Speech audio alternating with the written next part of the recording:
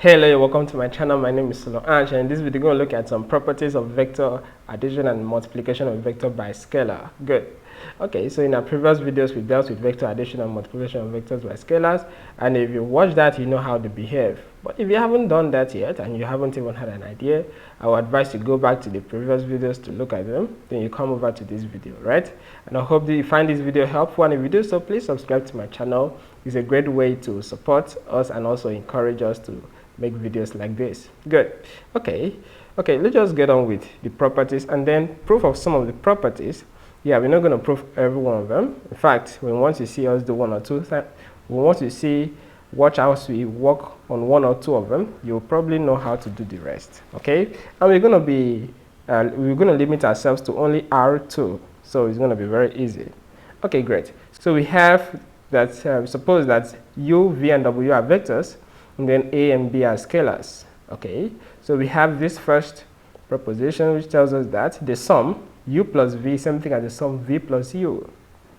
You know, when we dealt with a vector addition, probably saw that where we use some diagram, just a vector V and then vector U, their directions. Then we had to put the initial point of vector V and the terminal point of vector U.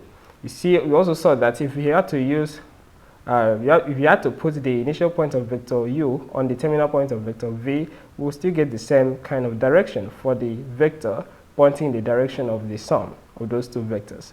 So that's it, and then this and that. So let me just do the first one, and then maybe we'll go over to the maybe last two. Okay, so let me just explain a little bit. So this one is what we call commutativity property. That is to say, these vectors are commutative.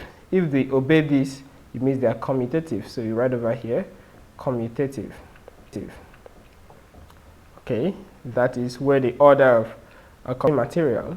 Then the second one is associative property. So these three vectors are associative if we can take this order in this way, and then the result still stays the same, that the equality sign still holds. Then the third one tells us that when it comes to vector addition, there exists an identity element in the space. Okay, and this identity is what we call the zero vector, and it's an identity because whenever you say any vector plus 0, or you change the order, say 0 plus any vector, that the result is that vector. So what is 0 here with the slash above is the zero vector, right? And the space should be the same space as the vector you're adding with it. So if this is a vector in R2, in other words, it has only two elements, the zero vector should also have two elements which are both zeros. Okay, then the third one is our identity of additive inverse, which is every vector, if the vector is U, its inverse is negative U, such that if you add those two together, you get back the additive identity, which is the zero vector in this case. Good, okay, so the last two, this is the inverse, that's existence of an inverse. This is the identity, so let me just write ID, right? Okay, so this last two is a distributive property, and the distributivity here is with respect to the scalar A, while over here is with respect to the vector U. Good. Okay, so in the next page, what I'd just like to do is to prove each of, no, not each. Let's check, let's see how true number one is. So what I'll just do is to write it out again. Number one was about, sorry, let me use a different ink. The first one is that we want to show that vector U plus vector V is the same thing as vector V plus vector U. So that's what we want to show, right? So let me just say same thing as vector V plus vector U. Good. Now for this proof, we're going to assume that U and V are vectors in R2. Okay, so they're vectors from R2 like that, which means we can write vector U as a vector containing U1 and then U2. We can write vector V as a vector containing V1 and V2. Great. Okay, so you want to compute the left-hand side, which is vector U plus vector V. This is the addition of these two, U1, U2. Then we add it with V1, V2. All right? V2. Good. Okay, now recall during when doing vector addition, we say we were able to discover that to add two vectors, just add the corresponding entries or say add the entries pointing in the same direction. So this is in the direction of unit vector I, and then this is also in the direction of that. So that means we're going to have u1 plus v1, okay, and then we also add u2 and v2 together. That will be u2 plus v2. Good. So that is the sum. But you notice that this is just the sum of entries, the sum of numbers, and we know already that the sum of numbers is commutative, like saying 3 plus 5 is the same thing as 5 plus 3. Of course, you always get 8. So that being said, I'm going to change this. I'm going to switch the order here to having v1 plus u1, because just a sum of numbers, and then over here I'll have v2 plus u2. Good. Okay, so yeah. So notice that u1 and u2 are no vectors. They are instead entries, which are in special cases numbers.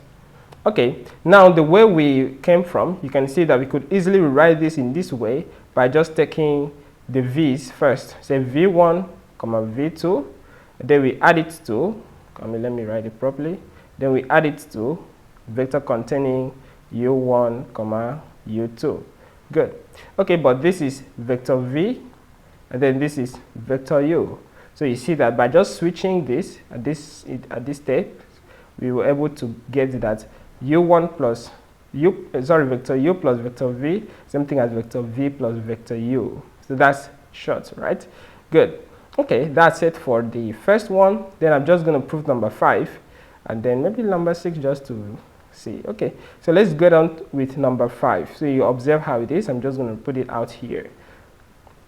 So the fifth one, we have scalar a, then in brackets we have vector u plus vector v. So you want to show that this is the same thing as the distributed stuff, which will have a times u and then a times v. Okay, so again I'm still going to use this same assumption that u and v are from R2, and then that u is this and then v is that. So I'm not going to write them again. So that means we're going to have a times vector u, which is u1 u2, okay, added to vector v, which is v1 v2. Good. Okay, so the next thing I'd like to do, let me just put my result, that is our potential result here. Okay, good.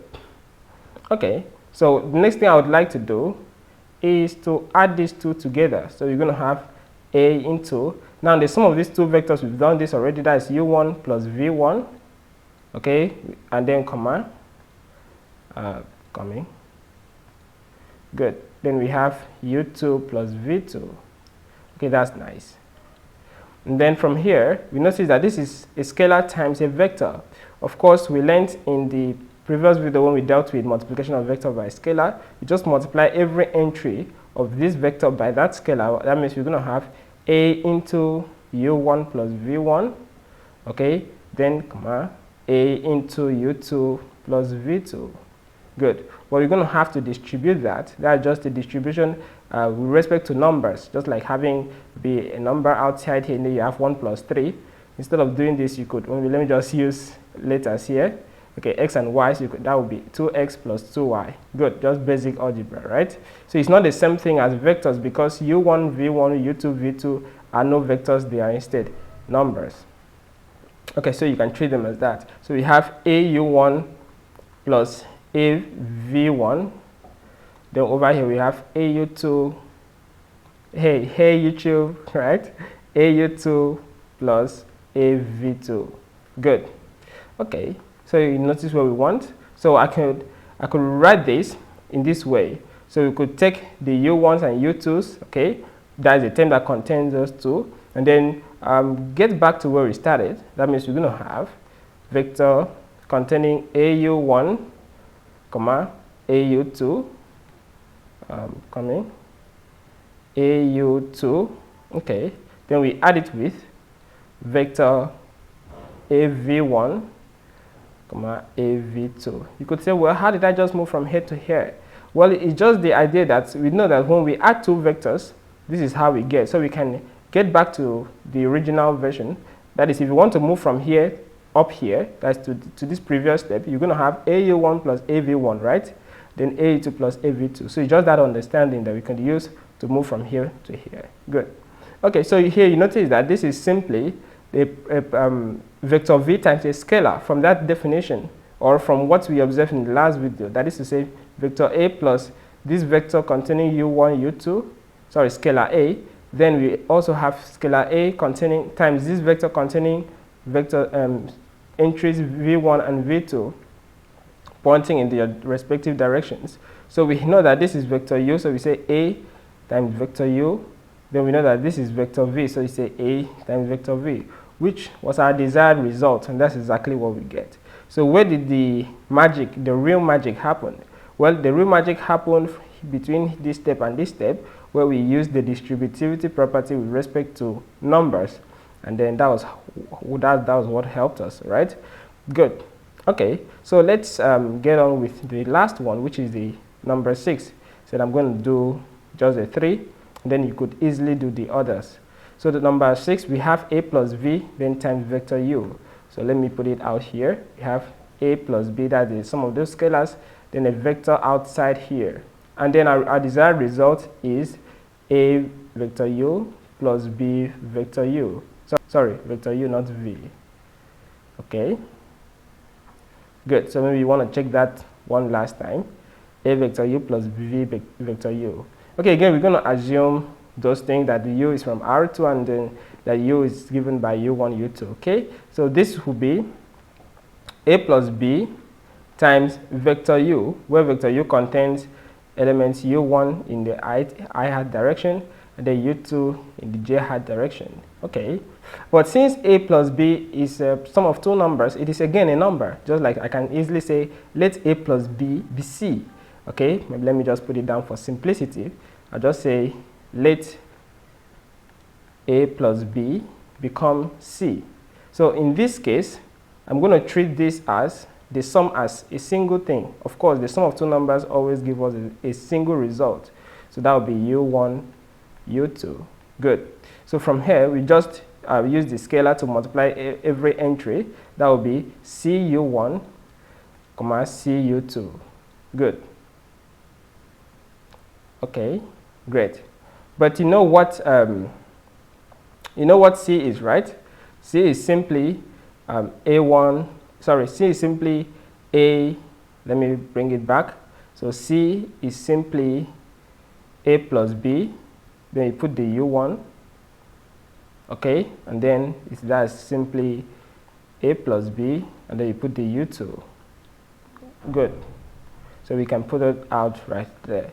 Okay, so the distribution will now happen with numbers. So we have A times U1, that's A U1, then plus B times U2, B U2, then A times U2, sorry, not U2, it's still U1. I'm getting ahead of myself. Okay, so this is A U1, B U1, then we now have A times U2, A U2, then plus BU2. Great. Okay, so recall this.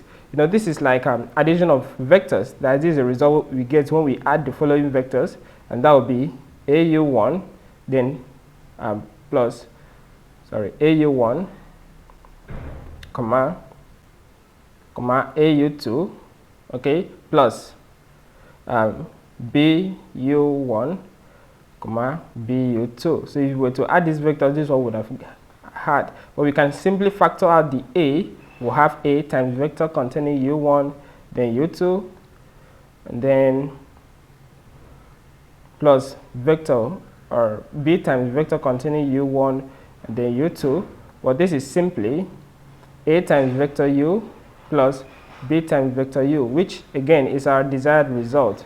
Okay, so you could ask, where did the magic happen? Again, the magic happened here, where we use distributivity with respect to numbers. So we don't know about whether vector multiplication or multiplication by scalar is distributive, but from what we know about numbers, we easily just apply that right here. Okay, that's it about it. So I expect that you go ahead and try these out. That is the second one. Just assume the three vectors to be from R2, then go ahead and see how this turns out. Then the existence of this. if you have such a vector such that when you say this is equals to that, then what would that vector result to? Okay, and then you can also think about u with it negative and then add them together to see if you get the same result. Okay, great. All right. Okay, I hope you enjoyed the video. Please don't forget to subscribe to my channel. Thanks for watching. If you enjoyed the video and find it helpful, please subscribe to my channel, share it with your friends. I really appreciate it. All right, have a nice time.